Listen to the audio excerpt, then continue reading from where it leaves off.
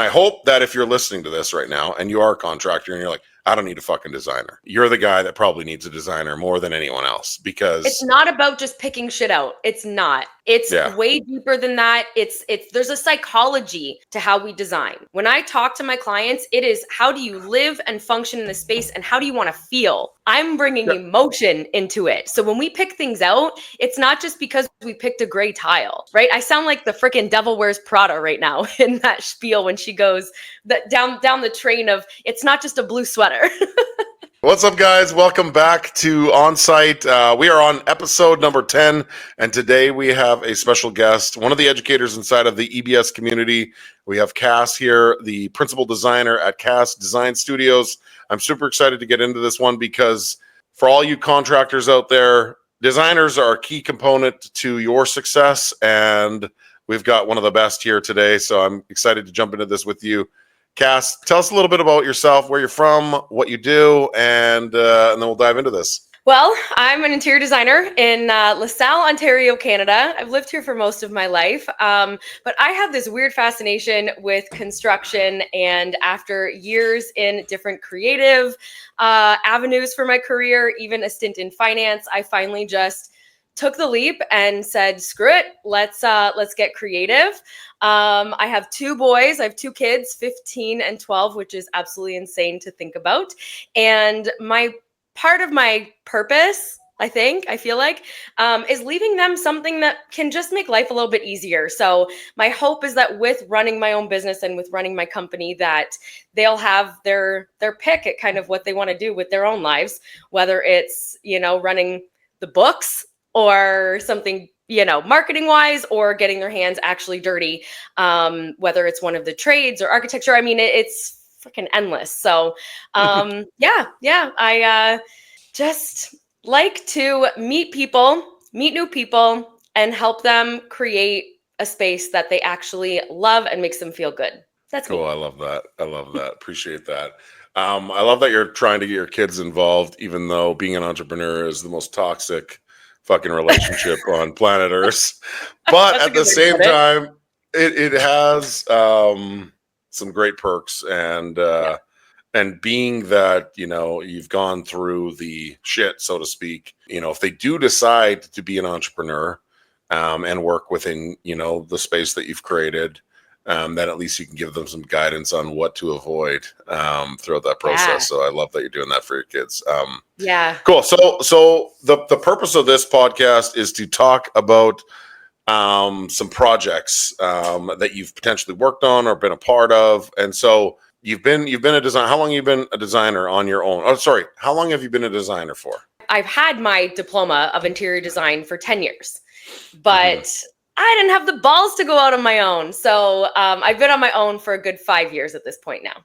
Cool. So 50-50. And so throughout that time, whether it's a project that you worked on with your employer, or whether or not it's a project that you worked on with yourself, what is like one of the most memorable projects that you had the opportunity to work on, good, bad, or ugly, I don't care, and why? This is a good one. It's almost like I can't pick. I do have trouble picking favorites, but I mean, okay.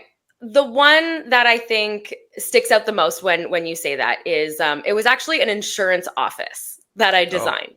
I know it sounds boring, but I promise it was really cool. So I had worked with the owner when he was renting his space, and I just kind of decorated it at that point. It was already architecturally designed, and he just needed that little oomph to it. So I had already worked with him previously, and then he bought a building, which was wild at the time because it was right through COVID, and everyone kept saying how crazy he was. And he didn't just buy a building, but it was a building that needed an extension. It had a whole addition on it. And we're talking like the foundation, all structural, and so it was a feat in and of itself to take that on. And then of course he brought me on as well to finish that space. And what was awesome about it is they had an architect, of course, design out the basics. And then I'm looking at the interior and I'm like, this is okay, but it was very office-y, and that's not who they are. And so when I'm looking at it, and I don't know how much I can actually get into here, but creatively, I came up with a better floor plan and they absolutely loved it. And so it got built. But what was wicked about it is so all glass walls, kind of very lofty, kept it a little traditional. But what I loved the most was I managed to convince them to do a floor to ceiling backlit quartz wall using their logo. Cool. So we took their hexagon logo. I've got a thing with hexagons. If you look at any of my designs, I do my best to put a hexagon into every design, even if it's a coaster. But with this one, their logo was a hexagon. And so we backlit it. And when you walk into that space, that's what you see front and center. And so when people ask me, what are some jobs you worked on? I guess I'm usually sending them to that one because I was pretty proud. Cool. That's awesome. Yeah. Well, hey, congratulations. And we all have different projects that really stand out to us. So even though you said you couldn't find one, you ultimately did find one. And it sounds like it is really one that's unique and special to you. What I want to kind of jump into next is that I'm a contractor, you're a designer. So, in some space of the world, it's like fire and ice, I guess, so to speak, right? Because you think so? Well, I don't, but a lot of a lot of contractors do, and that's what I want to dive into. Is that when you hear a contractor complain, "Oh, the designer has like all this shit that they want to do," and I'm just like, dude, that's a fucking opportunity for you to like create something magical. You're just fumbling the way you're communicating with the client about this opportunity. And kind of sewering the designer. And I'm sure this happens quite often, unfortunately. And I think that it comes down to having a confident contractor, having a good communicating designer, and having a creative mind that is kind of interconnected. And then also having a really open client, understanding that there's this dynamic that exists. So talking about some on-site stuff, have there been, and I'm not asking you to sewer or name call or do anything like that. I would never. I know. But have there been situations where you feel like maybe the contractor was the evil in the project, and have you experienced, or on the flip side, maybe we don't go negative, maybe we go positive, and talk about, how a project that you maybe worked on had a contractor that really helped push things along when it could have went the other way. Yeah, I mean, I have a story for all of it, but so if we want to keep things a little bit more on the positive side, I've got, lately especially, I've been having conversations and developing partnerships with people who have just been in it for 20 plus years. And I think, being someone young, I gravitated towards the younger crowd, the younger contractors, the younger people in the industry. And it was, I don't know, a little bit of a pissing match. Like they all just were like, I'm the best. And it doesn't work that way. I mean, like you said, it should be a partnership. And so lately, the builders and contractors who have been talking me up and giving me the best referrals are the ones who have been in it for, I want to say, 20 plus years. And they work on major construction projects. They're not just handyman wannabes. They have the capabilities and the team backing them up, and they've got the years of experience. And so going into some of these, maybe I'm talking about a perfect world, but I know it exists because I've worked with them, is when they already value the designer. They already know that what we're bringing to the table is a level that they just haven't experienced. It's a level of asking questions and understanding our client so that I feel confident enough to actually speak on their behalf. It's not about cutting anybody out of any conversations, but I've been in scenarios where, contractor will say something, or even if it's the cabinet designer wants to bring in something else. And I'm like, look, respectfully, we've already had this conversation. I've already done this with the client. I know that's not what they want. So sure, you can suggest it if you want to pretend you're going to be the hero, but I know for a fact that they're not going to like that. And that's because I've done that due diligence already. Yeah. And I think part of it, I could be wrong, but there's a masculine and feminine energy that goes on here, right, Brandon? And I mean, well, so in all fairness, this first designer that I worked with, I picked everything. I'm not gonna lie, I picked everything. I helped pick the tile, I helped pick the paint, I helped pick the cabinets. I was involved with everything, and I thought I did pretty good, and I didn't. If I'm being completely honest. Wait, why though? Because Why? it wasn't my space, and I didn't know what the fuck I was doing. Okay. I mean, like, kind of understood. Hey, this looks good with this, but it's all my opinion, right? Exactly. And I'm working for a client who wants something specific, and they don't know any better, so they just like, yeah, sure, sounds good. So on this one project that we incorporated a designer, she was kind of new to the space, like new to the industry, and so I mean, it was a bit of a push-pull struggle, if I'm gonna be completely honest. Probably hates me today. Potentially. I hope not, but maybe she can look in hindsight what really went on there. But at the end of the day, it was like I was struggling with trying to figure out, like, what do you mean? Why would we go down this direction? And I never gave her the ability to kind of present herself in a way that I could digest it. And then I met another designer that just had all her shit together. It was just super organized, and everything was, creative. And I was like, oh, okay, cool. Like, look at this shit that you're creating. And then I gotta build it. And the client's like, look what you built. And it's not that I'm trying to like take away your shine. You have your own way of promoting yourself, but I gotta create things that I couldn't even think of. And so in that moment, I was like, fuck it. I'm no longer designing anything ever again in my life. And I will only work with designers. And when I flipped that switch and I gave control, so to speak, to that person, and I supported them, I just got a better experience all around, from the client, from the community, from everyone. And there were times where it was like shit was not working, right? Like there were times where it was like the creative idea was just like maybe too creative, a little bit hard to push forward. And so we found ourselves like working together to create this vision that they have, or she had. And I think it really brought everything together nicely. And it was that moment. But I had other moments where I didn't believe, and there are a lot of other contractors out there. You gotta put your pride aside, right? You gotta put that ego aside and like just trust for a little bit. Like, just hear us out sometimes. That's all I'm saying. Because what you said though, Brandon, is true. Is sometimes not every idea is a good one, and that's okay. But if you've got it wasn't that it wasn't a good one.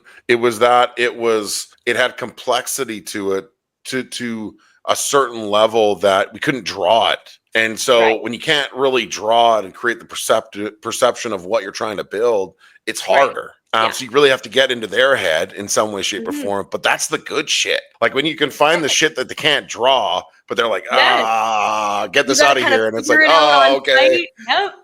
Yeah, exactly. On site. But just like, we're going to open up this wall and we're going to hope for the best. And you know what? Here's plan A, B, and C, just in case.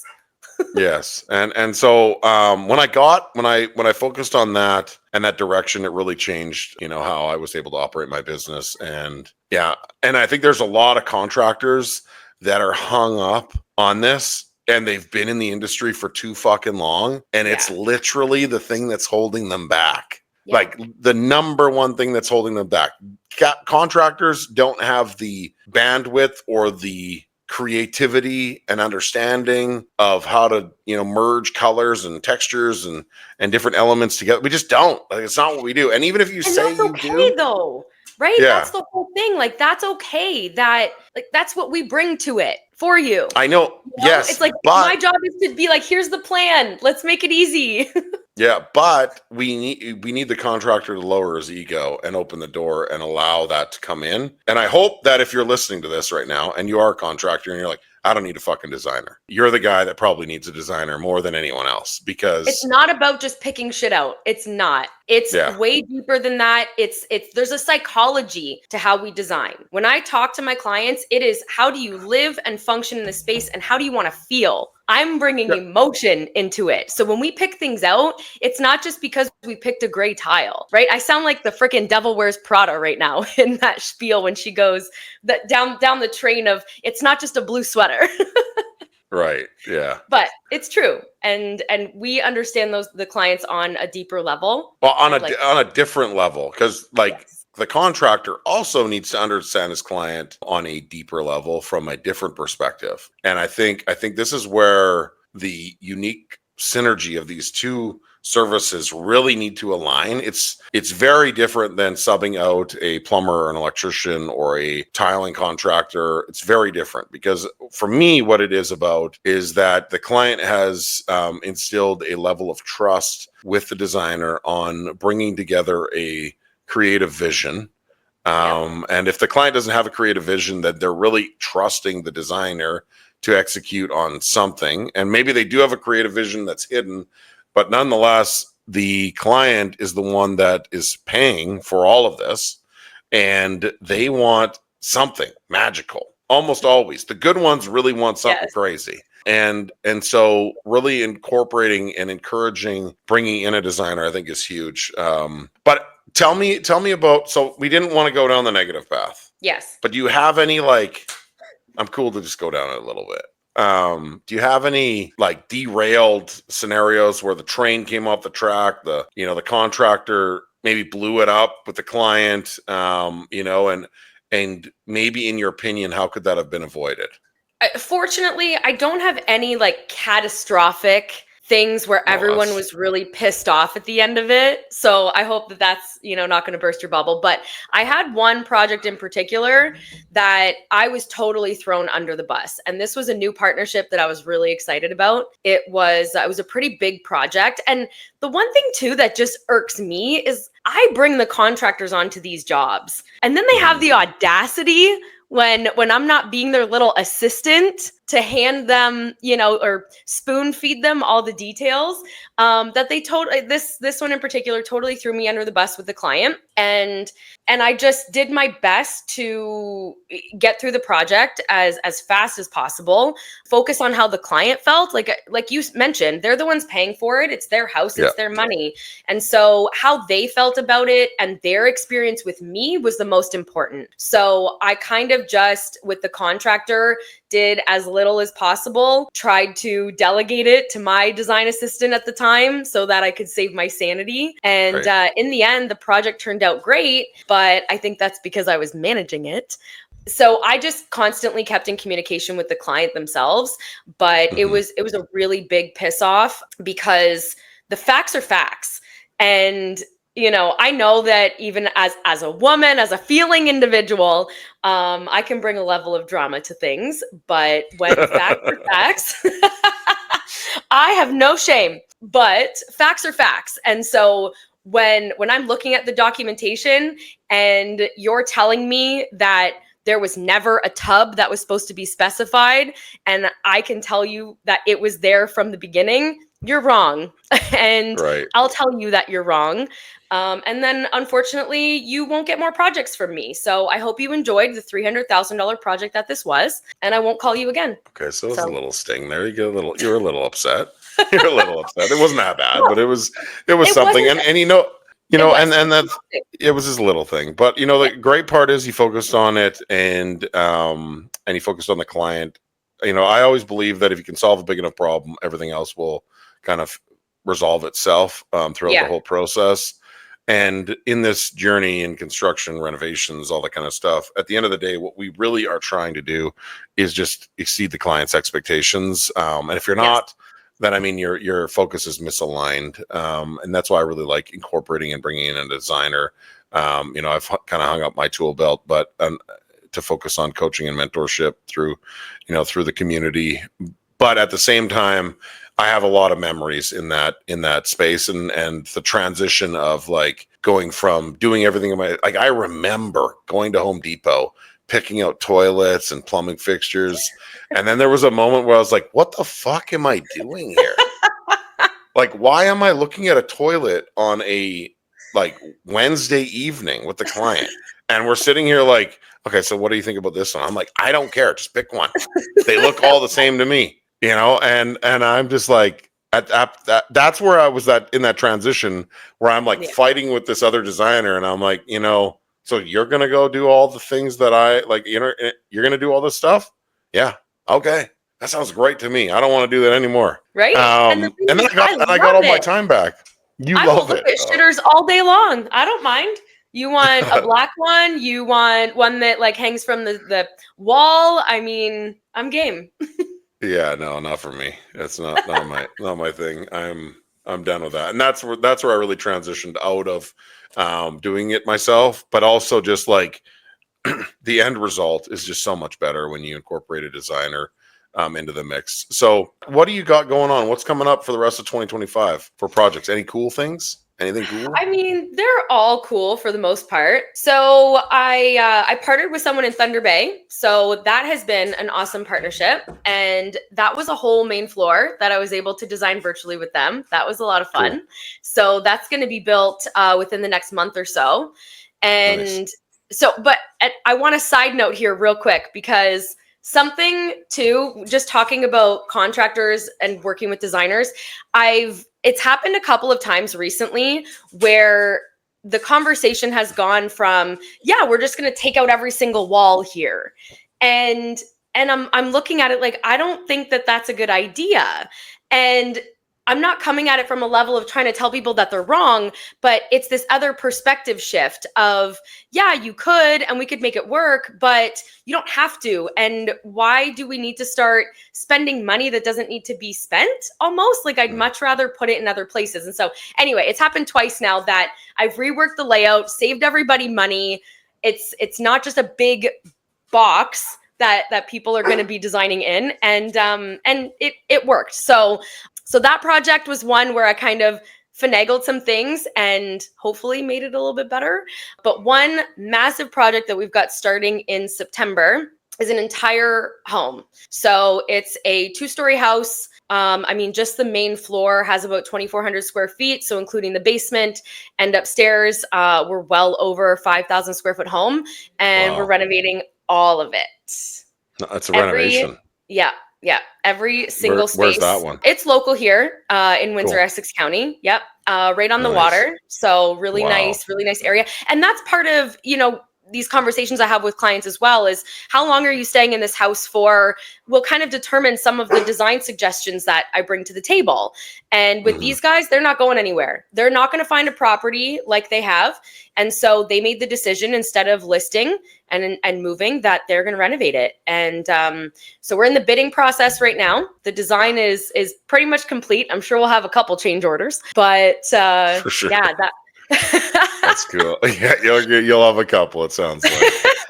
When it's their forever place, and they're like when people are like, settling down and locking into a home. Like I've taken a 3-bedroom, it was like a raised bi-level, kind of a unique transitional home, original home. They had a pool, walking distance with grandkids, all the things, right? And they're like, we're not moving. They looked at buying like $1 million houses. They had cash. We're not moving. And so instead, they're like, they had 3 bedrooms upstairs, and they're like, yeah, I just want to turn it into 1 bedroom. Yeah. And I'm like, and so everyone's like, well, what do you mean? Like the resale? He's like, I don't give a shit about resale. I only care about living the rest of my life in a place that fits me exactly. Yes. And so those are the clients that people want to work with, because those are the clients that aren't nickel and diming you, concerned about, whether or not the house is going to be worth X dollars. And I don't care what, any realtor or anybody says. Somebody else wants that house as well. And they'll probably pay top dollar for it. But that house specifically, there's the bedroom. We took out every interior wall. So, even though you were saying don't take out walls, we took out every interior wall. You just don't have to every time. That's all I'm saying. This one was to just make a big badass bedroom. I'll take it. Huge bedroom, walk-in closet, walk-in bathroom, and then a small little room off to the side for grandchildren. There's like a little bunk room in there. It's awesome. But I mean, it's specific for them. And so, this project that you're working on sounds very similar to that, where it's just going to be, specifically for them and for their family. And so in those scenarios, if there's cash behind it, nothing else matters other than getting them exactly what they want. And the contractor on that project should be super excited. Have you guys selected a contractor already? No, we just had a presentation yesterday, and we've got another one tomorrow. So those are kind of the two who are up against one another, and we'll see. Cool. That's an exciting project. I look forward and it's not the first time. I think those, again, in an ideal world, in a perfect world, some people will say that these clients don't exist, but I've worked with them and they're amazing. And I've had a handful in the past too, where it's like, this is our house. So we want it to reflect us and our family and what we need and how we function. And that's why one of my first questions is, how long do you plan on staying here for? Because if I don't have to consider resale value, perfect. Yeah, no. And I think the people that say that those clients don't exist, don't know how to look for them, and they probably need a coach in their life. Just saying. But at the end of the day, those clients do exist. The world's a really big place, and there are a lot of people like that. Those are a lot of my best clients, the ones that, you know, are building a home for them to enjoy with their family. And if they can incorporate some creativity with a designer, I think it brings another level of significance for both the contractor, the family, and the designer. You know, your portfolio and my portfolio are what give us the positional value to do more projects like that. So, and the other part to this is like, you have to kill it in this, because if not, then it's all for nothing, essentially, you know?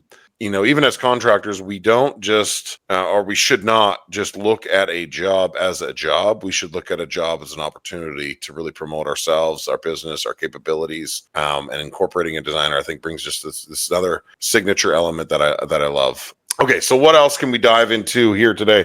So you said you have two boys that are, you know, you're talking about meshing them into your business. Is that something that is that a you want thing or a them want thing? You know what? It's not really a want. It's more just having that opportunity. When I was figuring out what I wanted to do with my life, I had no idea. And when I look at my past jobs, careers, however you want to look at it, I kind of dabbled in all kinds of things. It was just what interests me right now and what do I want to learn more about. And so it's not necessarily that I want them to take over the company or I want them to be in construction. It's more just so that they have opportunities in any bucket that they want, right?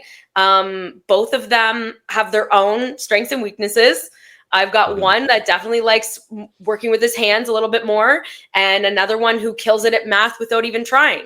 And I don't know what the world itself is going to do, but traditional schooling was never my favorite.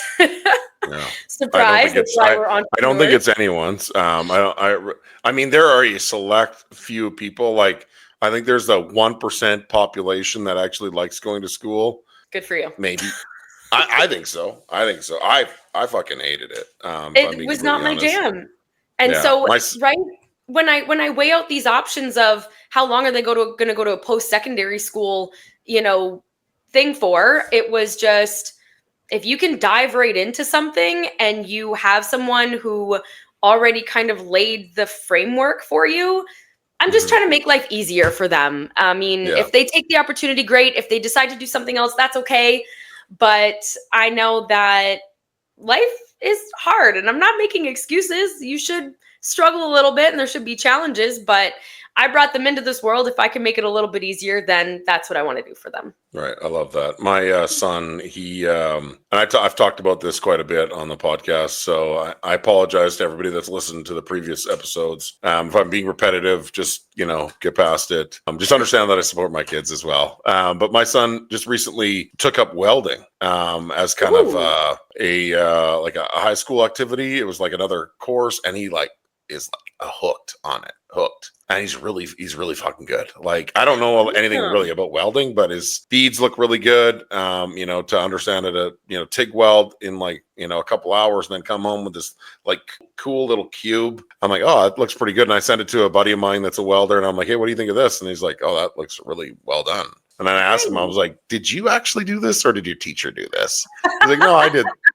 He's like, no, I did it. So I'm like, okay, cool. And like, we didn't know 6-8 months ago that was the direction that he wanted to go down. And that's just how it happens. It just comes. And as long as I think you like, for me, what I really want to do with my kids, or what I've always done with my kids, is I just have every door open. It's it's like Swiss cheese. Here, we can just opportunities all around you. The only thing that I ask is that you just put everything into it. Whatever you're going to do, just become the best version of yourself in that. And so, you know, he hates school. I'm just going to be completely transparent. He hates school.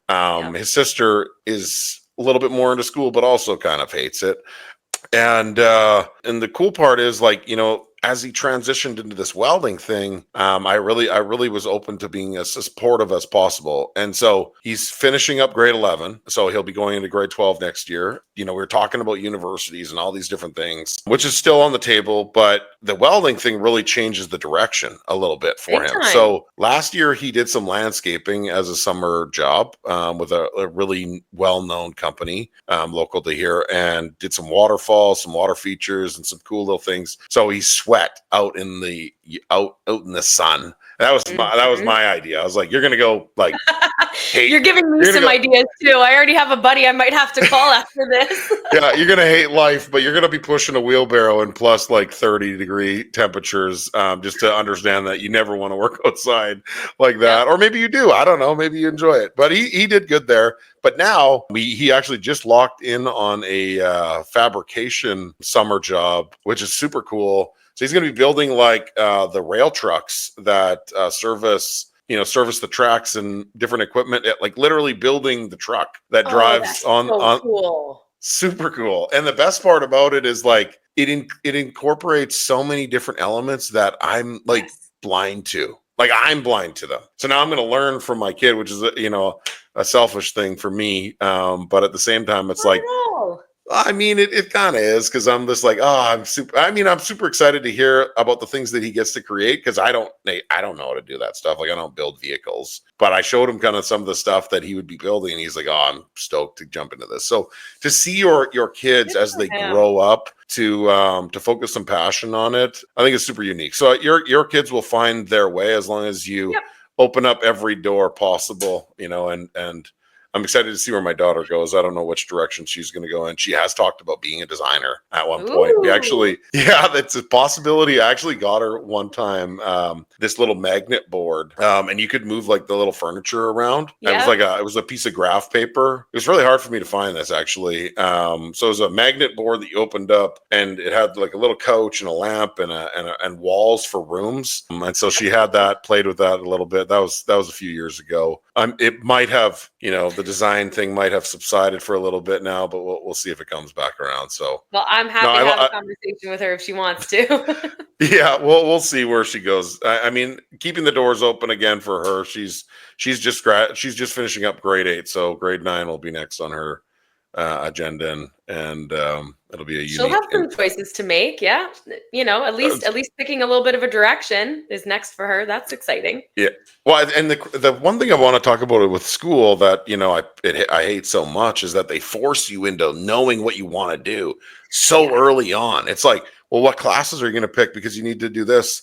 And my son even said it. He's like, literally, school feels like they're just positioning me to be just a mole in the world. He's like, I hate it. Like, I don't want to do the things that they're talking about because I don't even know what I want to do. And then, and I'm like, oh, wow. So he gets it. I've been working on some software stuff for education to really try to change that, because there's just the dynamic around what school does to your kids and how it, I think it takes away the opportunity and the creative ability for kids to envision their own future in their own light. And a select few people, entrepreneurial people like you and I, have the ability of seeing through this barrier of bullshit that's put in front of us to kind of find our way to where we want to get to. I love that you're supporting your kids with that stuff, and sorry to go off on a tangent about but if we're going to go down the road of traditional school here, I mean, that's, I feel like, a conversation in and of itself. Yeah, for sure. Especially when like COVID happened and all of, the online learning, and I'm just like, this, no one sees what's going on. This is ridiculous. I think that's part of it, is my experience with school and how I can see things, happening, and how can I just help make it a little bit easier for my kids, because they do really try to pigeonhole you, I think, really early on. And like grade 9, grade 10. Yeah. But especially if you're not good at school, if you're not the perfect student, even if you don't get good grades, like, you can still be a good student. And I don't know, it's there's definitely a disconnect that I think you mentioned it. We see it. And so I'm trying to flip it a little bit so that my kids can at least see that they don't have to fall in line. Like, that's good. Like school wants you to, there's so many other things that they could do. And it doesn't have to be things in the past. I don't know. Now I'm Yeah, going no, off I on a get it. tangent. Look what you did, Yeah, Brandon. we could go down a rabbit hole for sure. Well, hey, I really appreciated our conversation today. I don't want to continue down that because once you kind of get fixated on one thing, it just stays there. But lots of great conversations about incorporating designers, with contractors. If you're a contractor and you're listening to this, drop your fucking ego, work with a designer, be open, support them, mentor them, because they have clients that want to use them. And that means opportunity for you. That means you'll make more money. Everything works out. You produce better projects. Everything's better. So drop your ego a little bit, incorporate a designer into your life. I am going to say though, that the designer that you want to look for, and I'm not going to say the one that you don't want to look for, the designer that you want to look for is somebody that works with you and the client and understands that. I might get some hate over this, which is fine. You're the GC, you're in charge of the project. At the end of the day, you have to be, because you're the one building things, you're the one paying everyone, and that's the important part, is that you want to really just make sure that you're paying all the suppliers and the vendors, and that the designer is doing the design, the creative, and giving you the information to incorporate into your business. So if you can find that designer that is willing to work with you, that is willing to work with your subs, your suppliers, and your other vendors, then that's the one you want to work with. And I know that you do a little bit of both, which is fine. It works in specific scenarios for sure. But no, this is a great conversation. So if you're a contractor, drop the ego, hire a designer. KASS, if any contractors or clients that are potentially listening to this are in your neck of woods, where are you again? Sorry, one more time. I'm in Windsor, Ontario, Canada, right across from the Detroit border. All right. So if there's anybody that's in the area, you also do some virtual stuff too. But if there's anybody listening that wants to work with you, where can they find you? I mean, Instagram, my phone number, my website. I mean, you can seriously just Google KASS Design Studio and you can find me. But ultimately, I start everything with a conversation. So if you're just as simple as a conversation, is it bad if I throw my phone number out there? Like, call me. No, yeah, don't throw your phone number. Yeah, but we got your. No, we don't need to throw the phone number out. We put up your Instagram handle, and this is our website. Perfect. So if you want to reach out to her, definitely click this or follow that link, and you'll find a way to connect with KASS, book a discovery, chat about a project, or chat about a collaborational opportunity for the two of you to work together. That is all for today. I appreciate you. Thank you so much. Sorry we went down a bit of a rabbit hole with kids. I think that's what happens when you're a parent and you've got similar aged people trying to find their way. You kind of end up down that rabbit hole. So I appreciate our conversation today, and I look forward to working with you some more on some other projects. So thank you. This was great, Brandon. Thanks for having me. Yeah, you appreciate it.